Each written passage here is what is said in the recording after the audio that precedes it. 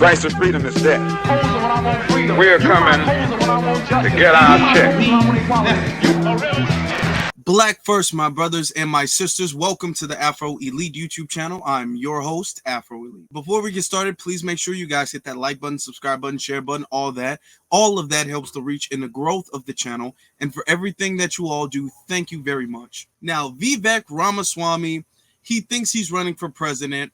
He's going around doing a press tour, people asking him questions. So there was this one video where a reporter recently asked him if he condemns white supremacy. Now, of course, this is very easy to do if you are not a white supremacist yourself. This shouldn't be difficult at all. You shouldn't have any hesitation when it comes to condemning white supremacy, but we all can suspect that, you know, with the tendencies that he has and the rhetoric that he spews, that he leans towards that side. So, of course, he had a very difficult time condemning white supremacy, and here is the video now. Copyright disclaimer. Under Section 107 of the Copyright Act 1976, allowance is made for fair use for purposes such as criticism, comment, news reporting, teaching, scholarship, and research. Fair use is a use permitted by copyright statute that might otherwise be infringing. Nonprofit, educational, or personal use tips the balance in favor of fair use. White supremacy and white nationalism? I mean, what this kind of, who are you with? It's Washington Post. All right, so potato, okay. Of course, I condemn any form of vicious racial discrimination in this country. But I think that Now, mind you, just keep in mind, he says, of course, I condemn all of that stuff. And then he says, but it shouldn't have been a but.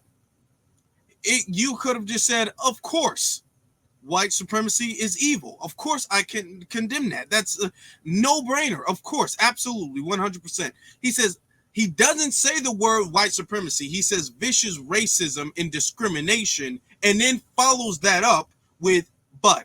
And we know anytime they say but, it refutes everything they said before. So listen to what he follows that up with. presumption of your question is fundamentally based on a falsehood that really is the main form of racial discrimination we see in this country today. Institutionalized racism is institutionalized racial discrimination that we see that doesn't come from somehow discriminating against people on the basis of some tenet of white supremacy. It's based on. So he's saying it's not based on institutional racism isn't based on white supremacy. Now listen to what he says institutional racism is actually based on. Affirmative action. He just said institutional racism is not based on white supremacy, but institutional racism is based on affirmative action, which we've done multiple videos, multiple live streams about affirmative action, debunking the narrative that affirmative action is this thing that gives unqualified Black people a job opportunity or a school opportunity. We've done multiple videos going through the actual statistics of affirmative action. And what's so ironic about what he said of affirmative action being a form of discrimination is that the main beneficiaries of affirmative action are white women. White women, Caucasian women are the main beneficiaries of affirmative action. And then what a better thing is, a bigger thing than affirmative action actually is legacy emissions. And almost all of legacy emissions are white people. And that is also a larger, more potent form of discrimination in colleges. And if you want to say that affirmative action is somehow systematic racism against whites, because that's what they like to say, it's against whites and Asians, let's go to the beginning of why that was even implemented in the first place. Why was affirmative action ever implemented? Why was it necessary? Why? Because even with affirmative action, there's still disparities against black people when it comes to all of these colleges. The way they say affirmative action works, black people would be filled up in all of these colleges and white people would barely be able to make it in. But we see that's the opposite. We still see discrimination despite what they claim affirmative action actually does. So he's saying affirmative action is really reverse racism. But let's continue. It's based on actually discriminating against people on the color of their skin in a way that's actually institutionalized today. Was there a point in our history, at points in our prior national history, where there have been vicious forms of anti-black or anti-brown discrimination throughout this country after the Civil War and otherwise? Yes. But you're looking in the rearview mirror and using that to pose a question today that is so far removed from what the reality is in America today. This myth of white supremacy, the closest you can find is Jussie Smollett, where you all were actually, speaking of trust in the media, jumping up and down over some false narrative. The best way you're able to find your best instance of white supremacy was a guy who was actually paying his other fellow people to be actually staging something that didn't happen. So okay. All right. So he uses Jussie Smollett. He uses Jussie Smollett as an example of the closest incident that we can find to white supremacy. Not Dylan Roof, not Peyton Gendron, not all of these other people who've actually gone and massacred black people, who took weapons, assault rifles, and went into places with high black population with the sole intent to kill black people. And there's been multiple other attempts, but we can just name those two. Just those two people alone are modern day instances of white supremacy. Now we can name other hate crimes and all of these things because black people, specifically foundation black Americans, are the #1 victims of hate crimes in this country.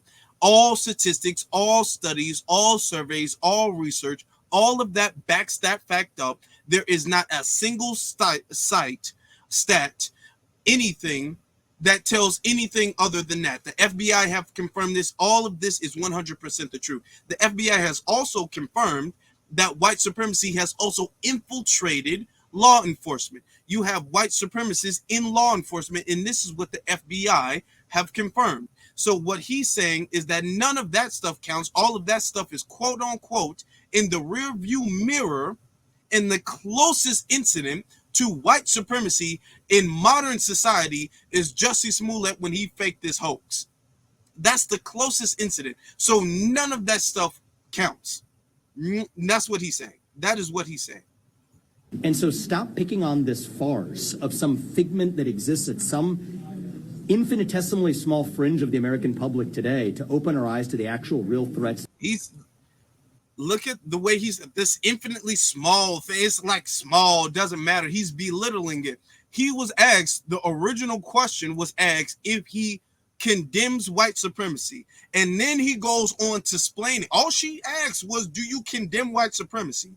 This man is going on and on and on. Okay, well, I condemn racism, but let's be honest. Racism is really not against the black people. That's so far behind. This man is explaining because he doesn't want to, quote unquote, come off as what they call woke. If he says, yes, of course, I condemn racism, I condemn white supremacists and white extremists, then Fox News and all of these other right-wing news publications would call him woke, and he doesn't want to be labeled as that because that's what his base is. So he has to say, yeah, I condemn racism, and then follow that up with saying, well, there's really racism, but that's all in the past, and white supremacists are so small and insignificant that it doesn't even really matter, and let's talk about Jussie Smollett. That's what he's doing. That we face. And I think that it's frankly questions and framings like that that has caused the American public to lose all trust in the mainstream media, I'm sorry to say, for good reason. You didn't say that you condemn white supremacy, though. I'm not going to recite some catechism for you. Now, notice when she says, she's being calm. She like, you didn't say you condemn white supremacy. Just say you condemn white supremacy. Folks like him, folks like Donald Trump, they have a very difficult time saying that because they know who their base is. They know what their base wants to hear. They know they have to support their base who are filled with really white supremacists. They know that. And they know saying I condemn white supremacy is going to be okay. You're against our side now. You get, so they have to word it in a certain way. Now, when she follows it up by just calmly saying, because he did all of this explaining for no reason, she says, well, I mean, you didn't say you condemn white supremacy. So like, what's up with that? And you see how frustrated he gets. He gets frustrated by that. Against vicious racial discrimination in this country. So I'm not pledging allegiance to your new religion of modern wokeism, which absolutely fits the test. I'm not going to bend the knee to your He says new religion of modern wokeism. religion. I'm sorry, I'm not asking you to bend the knee to mine, and I'm not going to bend the knee to yours. But do I condemn vicious racial discrimination? Yes, I do. Am I going to play your silly game of gotcha? No, I'm not. And frankly, this is why people have lost. But the thing is that nobody is playing a game of gotcha. If he is running for the president of the United States, he's trying to be the president of the United States. White supremacy is a problem in the United States. His stance on white supremacy is kind of important for people to know prior to voting for him. If they do, well, he won't make it, but if they do, his stance on white supremacy is important, just like his stance on other things that the president has to oversee and has to control and has to deal with. His stance on that is very important. So you're trying to get me? No, just say, oh yeah, of course. I condemn white supremacy. I condemn racism. I condemn white extremism. Next question. That was very simple, but he tried to answer it without answering it. And then when she followed up by pretty much saying, you never really answered the question, then he's like, oh, you're trying to get me. No, just if you would have answered the question the way it was asked the first time, you would have been on to the next question by now. Trust, and I know you're going to go print the headline tomorrow. I already know this. We already know how your game works. Vivek Ramaswamy refuses to condemn white supremacy because you asked a stupid question. The reality is, I condemn vicious racial he says she asked a stupid question. Do you condemn white supremacy? That's not a stupid question. It's a very, very relevant, the most relevant question, to be very honest. discrimination in this country, but the kind of vicious and systematic racial discrimination we see today is discrimination on the basis of race in a very different direction. And that means, quote unquote, reverse racism. Is discrimination and all that in a very different direction. That means against whites. That's what that means. That's quote unquote reverse racism. That's what he's saying. You know what the best way is to end discrimination on the basis of race? Stop discriminating on the basis of race. Do that, and we're going to move this country forward. And I don't care whether you're... And you know what? I agree. But the thing is, that's not what the dominant society is doing. They have not been doing that. They're not doing that now. There's so many stories, cases, surveys, research done to show modern day discrimination where a black family can try to get their house appraised and it would come back as a lower amount than if the same exact house, the same exact property was owned by a white family. There's been multiple cases of that happening. There's been multiple cases of quote unquote fake interviews because jobs like Wells Fargo and other places want to have this diversity quota where they want to say, well, we gave the black person a chance. We gave them a chance, but they had already hired somebody else. These majority white enclaves that gatekeep and make sure that all of the people, especially the people in any sort of power and influence in their company, in their establishment, are white. There's so much research. There's so much research to show modern day police discrimination, modern day school discrimination, modern day job and housing discrimination, all of these things, social economic disenfranchisement, all of these things. So this is a very modern day issue. Black or white or brown or anything in between. That's how we're going to unite this country. You people have been responsible for dividing this country to a breaking point. You can't divide something that was never together. You can't divide anything that was never together. That's like talking about racism is dividing it. No, the only way to solve an issue is to acknowledge the existence of an issue. You will never be able to solve an issue if you refuse to acknowledge its existence. If you have cancer, you want the doctors to, as soon as they detect it, tell you you have cancer so they can find and implement the solutions to getting rid of your cancer. You don't want it to be like, well, I have cancer, but that's bad news, so I'm going to ignore it. You will never be able to solve any problem anywhere in the world if you do not first acknowledge it as a problem. So the fact that we are acknowledging the system of white supremacy as a problem is the first step to actually solving the problem. What he's saying is that you're causing this division. Where have we been united? We're just talking about racism is causing a division. No, talking about racism is threatening the status quo. What he wants is everybody just pretend that racism doesn't exist and black people suffer in silence with a smile on our face, and black people aren't going for that. So that's the problem that he's having.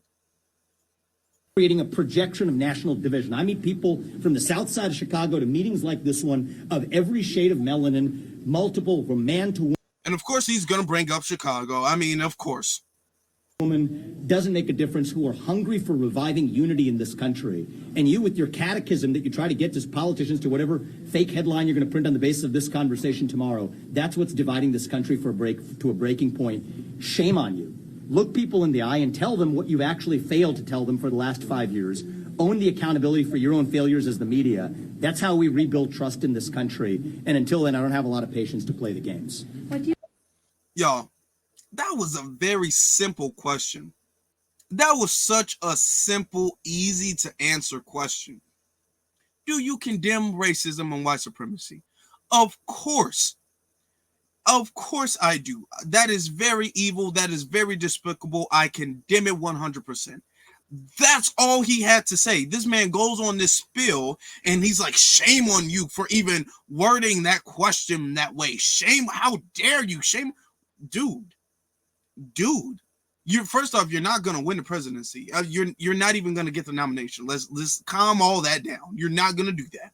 But the thing is that he only had to answer a very simple question and a very important question. Then he starts talking about affirmative action, which benefits whites and non-black people primarily more than black people, even though its adaptation originally was supposed to even the scales, not to give anybody an unfair advantage, but even the scales because of all of the history of discrimination that black people had to go through in things like, you know, housing, and things like schools and things like employment and that type of stuff. But when the word minority got added into all of that, then the pendulum switched, and now the majority of people who benefit were non-black.